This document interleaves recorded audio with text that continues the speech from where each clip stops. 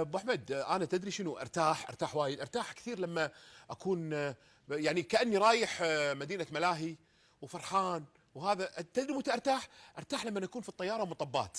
اه افرح قوي بالمطبات. فعلا. اي، فانت ايش رايك بالمطبات الجويه؟ بتفرح قوي في المطبات. ايه اللي يفرح فيها؟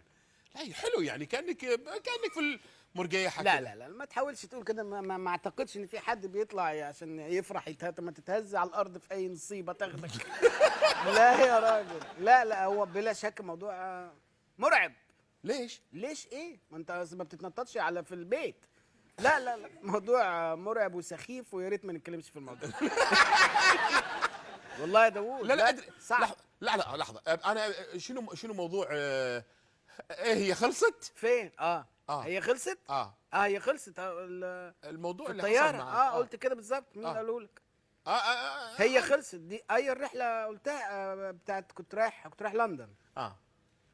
بس والمطبات الظريفه اللي حضرتك بتقول عليها الحلوه دي كويس. بس ما كانش مطبات، يعني مطبات عديناها وكذا. وبعد كده جه الحدث الاكبر، ان اتقال في المايك من الكابينه حدث انهيار في المحرك الايمن. الجمله دي اتقالت للمواطنين اللي راكبين الطياره. عايز ايه؟ عايز ايه تاني؟ الراجل جوه قال انهيار في المحرك، وهنرجع. ومش نرجع فين؟ ايه الموضوع؟ وعاده انت بتبص في وشوش اللي بيشتغلوا، لو هم مطمنين وبيمارسوا شغلهم الحياه لطيف. لا، كله رعب، عارف.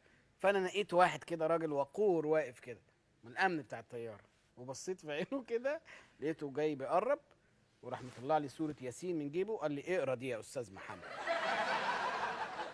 بس قلت له خلاص. فاهمني؟ انا حسيت ان الراجل ده عارف بقى.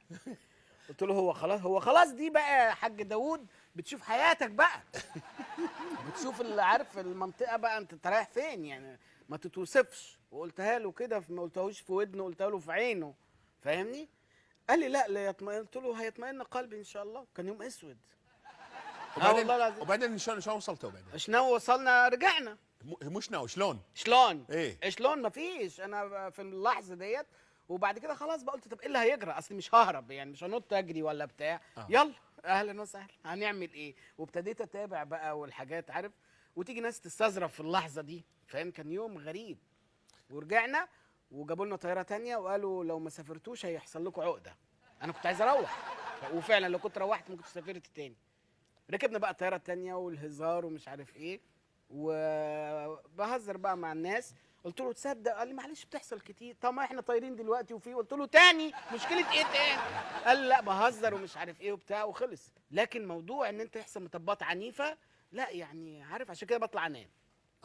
اطلع. بس المعروف انه امن وسيله نقل هي الطيران. اكيد اكيد اكيد. كل الكلام ده كلام بنتداوله كده واحنا قاعدين. انت حضرتك بتقولها وانت قاعد على كرسي وفي برنامج ولطاف. طيب. حلو. تعالى قول لي الجمله دي بقى لو انت فوق وفي حركات. هتقول لي امن؟ مفيش حاجه يعني. ماليش دعوه بالاحصائيات، احنا بنتكلم على لحظه فيها احساس. فاهمني؟ انت بيحصل لك كده فين؟ خدت بالك؟ بس لكن مع السفر الكتير ابتدى الموضوع احلى البلدان اللي زرتها ابو احمد؟ احلى البلدان في بلاد كتيرة حلوة قوي قوي قوي يعني. فاهمني؟ انا بحب مساحة الخضار يعني. تايلاند فيها خضار حاجة عجب يعني. وبلادنا فيها في سوريا وفي لبنان، وعارف. بلاد حسب ما في بلد تحس فيها غير البلد التانية. في بلد تحس بالتقدم جدا والتكنولوجيا، وفي بلد فيها البساطة. بلد ليها تاريخ معين. فاهمني؟ احب اروح المناطق القديمة. اي بلد اقول لهم المكان القديم بتاع البلد دي زمان. بحب اتجول في الحاجات دي، تشتري كتب قديمه، مش عارف. حلو. الجو ده. حلو. فمتعه السفر لوحدها انا بحبها.